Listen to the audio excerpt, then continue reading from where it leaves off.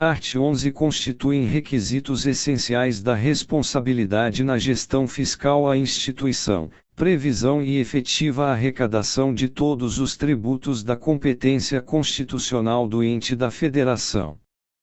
Parágrafo único. É vedada a realização de transferências voluntárias para o ente que não observe o disposto no caput, no que se refere aos impostos. Art. 12. As previsões de receita observarão as normas técnicas e legais, considerarão os efeitos das alterações na legislação, da variação do índice de preços, do crescimento econômico ou de qualquer outro fator relevante e serão acompanhadas de demonstrativo de sua evolução nos últimos 3 anos, da projeção para os 2 seguintes àquele a que se referirem, e da metodologia de cálculo e premissas utilizadas. A reestimativa de receita por parte do Poder Legislativo só será admitida se comprovado erro ou omissão de ordem técnica ou legal. 2. O montante previsto para as receitas de operações de crédito não poderá ser superior ao das despesas de capital constantes do projeto de lei orçamentária.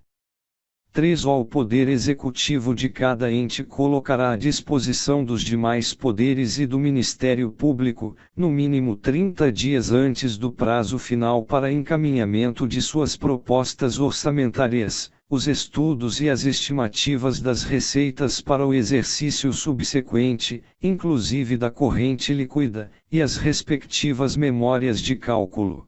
Art. 13. No prazo previsto no art.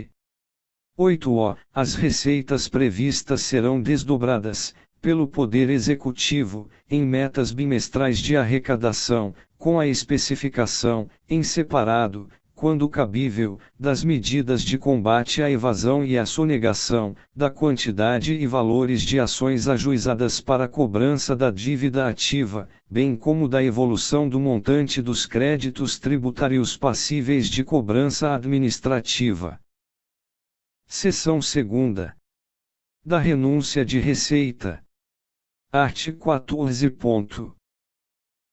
A concessão ou ampliação de incentivo ou benefício de natureza tributária da qual decorra renúncia de receita deverá estar acompanhada de estimativa do impacto orçamentário, financeiro no exercício em que deva iniciar sua vigência e nos 2 seguintes, atender ao disposto na Lei de Diretrizes Orçamentárias e a pelo menos uma das seguintes condições, e, demonstração pelo proponente de que a renúncia foi considerada na estimativa de receita da lei orçamentária, na forma do art. 12, e de que não afetará as metas de resultados fiscais previstas no anexo próprio da Lei de Diretrizes Orçamentárias. Segunda, estar acompanhada de medidas de compensação, no período mencionado no caput, por meio do aumento de receita, proveniente da elevação de alíquotas, ampliação da base de cálculo, majoração ou criação de tributo ou contribuição. A renúncia compreende anistia, remissão, subsídio, crédito presumido, concessão de isenção em caráter não geral, alteração de alíquota ou modificação de base de cálculo que implique redução discriminada de tributos ou contribuições, e outros benefícios que correspondam a tratamento diferenciado. 2. Se o ato de concessão ou ampliação do incentivo ou benefício de que trata o caput deste artigo decorrer da condição contida no inciso 2º, o benefício só entrará em vigor quando implementadas as medidas referidas no mencionado inciso. 3. O disposto neste artigo não se aplica, e, as alterações das alíquotas dos impostos previstos nos incisos I, 2ª, 4ª e V do art. 153 da Constituição, na forma do seu primeiro, 2ª, ao cancelamento de débito cujo montante seja inferior ao dos respectivos custos de cobrança. Capítulo 4 da Despesa Pública. Seção I. Da geração da despesa. Art. 15 serão consideradas não autorizadas, irregulares e lesivas ao patrimônio público a geração de despesa ou assunção de obrigação que não atendam o disposto nos arts. 16 e 17. Art.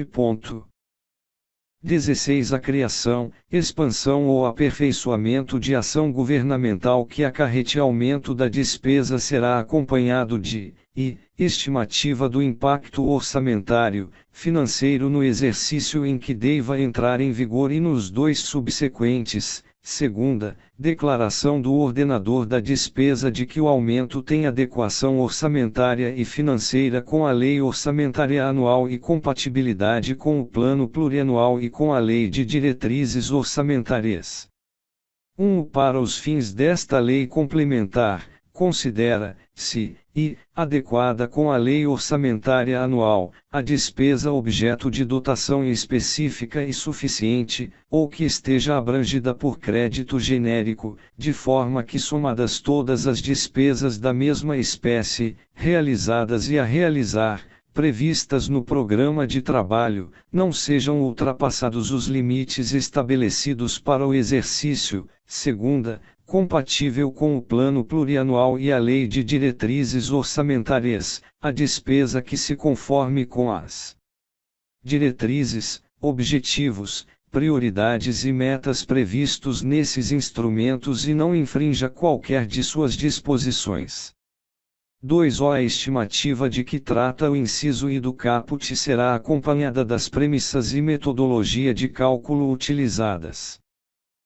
3. Ressalva, se do disposto neste artigo a despesa considerada irrelevante, nos termos em que dispuser a Lei de Diretrizes Orçamentárias. 4. As normas do caput constituem condição prévia para, empenho e licitação de serviços, fornecimento de bens ou execução de obras. Segunda, desapropriação de imóveis urbanos a que se refere o 3O do art.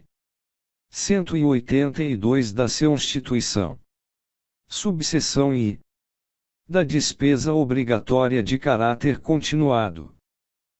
Art. 17 considera-se obrigatória de caráter continuado a despesa corrente derivada de lei, medida provisória ou ato administrativo normativo que fichem para o ente a obrigação legal de execução por um período superior a 2 exercícios. Vide ADI 6.357, 1. Os atos que criarem ou aumentarem despesa de que trata o caput deverão ser instruídos com a estimativa prevista no inciso I do art. 16 e demonstrar a origem dos recursos para seu custeio. 2. Para efeito do atendimento do 1, o ato será acompanhado de comprovação de que a despesa criada ou aumentada não afetará as metas de resultados fiscais previstas no anexo referido no 1 do art. 4. Devendo seus efeitos financeiros, nos períodos seguintes, ser compensados pelo aumento permanente de receita ou pela redução permanente de despesa. 3. Para efeito do 2O, considera-se aumento permanente de receita ou proveniente da elevação de alíquotas, ampliação da base de cálculo, majoração ou criação de tributo ou contribuição. 4. A comprovação referida no 2O, apresentada pelo proponente, conterá as premissas e metodologia de cálculo utilizadas, sem prejuízo do exame de compatibilidade da despesa com as demais normas do Plano Plurianual e da Lei de Diretrizes Orçamentárias. 5. A despesa de que trata este artigo não será executada antes da implementação das medidas referidas no 2O, as quais integraram o instrumento que a criar ou aumentar. 6. O disposto no 1 não se aplica às despesas destinadas ao serviço da dívida nem ao reajustamento de remuneração de pessoal de que trata o inciso X do art. 37 da Constituição. 7. Considera-se aumento de despesa e a prorrogação daquela criada por prazo determinado. Seção 2ª. Das despesas com pessoal. Subseção I. Definições e limites. Art. 18. Para os efeitos desta lei complementar, entende-se como despesa total com pessoal, o somatório dos gastos do ente da federação com os ativos, os inativos e os pensionistas, relativos a mandatos eletivos, cargos, funções ou empregos, civis, militares e de membros de poder, com quaisquer espécies remuneratórias, tais como vencimentos e vantagens, fixas e variáveis, subsídios, PR ou vientos da aposentadoria, reformas e pensões, inclusive adicionais, gratificações, horas extras e vantagens pessoais de qualquer natureza, bem como encargos sociais e contribuições recolhidas pelo ente às entidades de previdência. Os valores dos contratos de terceirização de mão de obra que se referem à substituição de servidores e empregados públicos serão contabilizados como outras despesas de pessoal. 2. A despesa total com pessoal será apurada somando, se a realizada no mês em referência com as do S11 imediatamente anteriores, adotando-se o regime de competência. Art. 19. Para os fins do disposto no caput do art. 169 da Constituição, a despesa total com pessoal, em cada período de apuração e em cada ente da Federação, não poderá exceder os percentuais da receita corrente líquida, a seguir discriminados, e, União, 50%, 50%, segunda, Estados, 60%, 60%, terceira, municípios, 60%, S60%. Na verificação do atendimento dos limites definidos neste artigo, não serão computadas as despesas, de indenização por demissão de servidores ou empregados, segunda, relativas a incentivos à demissão voluntária, terceira, derivadas da aplicação do disposto no inciso 2º do 6-O do art. 57 da Constituição, quarta, decorrentes de decisão judicial e da competência de período anterior ao da apuração a que se refere o 2-O do art. 18. V. Com pessoal, do Distrito Federal e dos estados do Amapá e Roraima, custeadas com recursos transferidos pela União em a forma dos incisos 13 e 14 do art. 21 da Constituição e do art.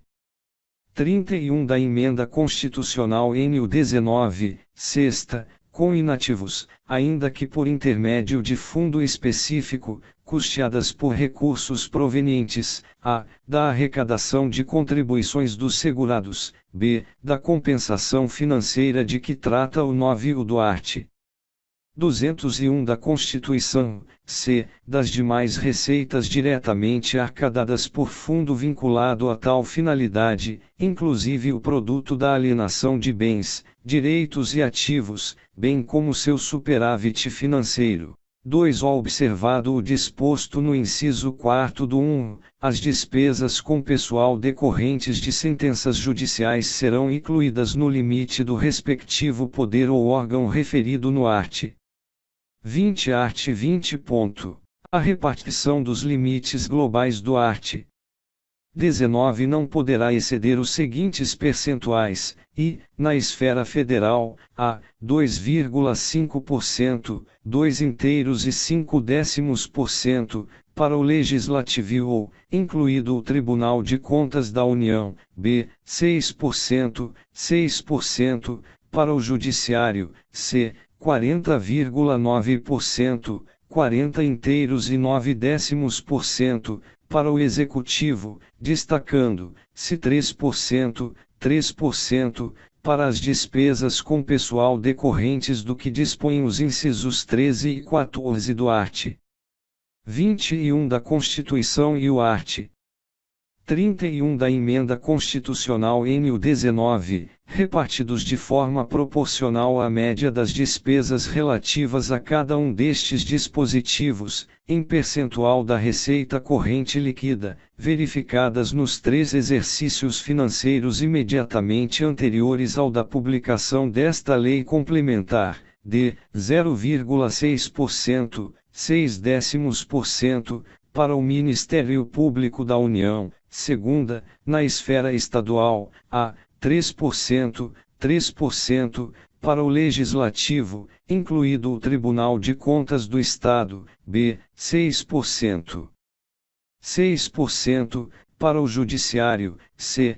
49%, 49%, para o Executivo, d. 2%, 2%, para o Ministério Público dos Estados, terceira, na esfera municipal, a. 6%, 6%, para o Legislativo, incluído o Tribunal de Contas do Município, quando houver, b. 54%, 54%, para o Executivo.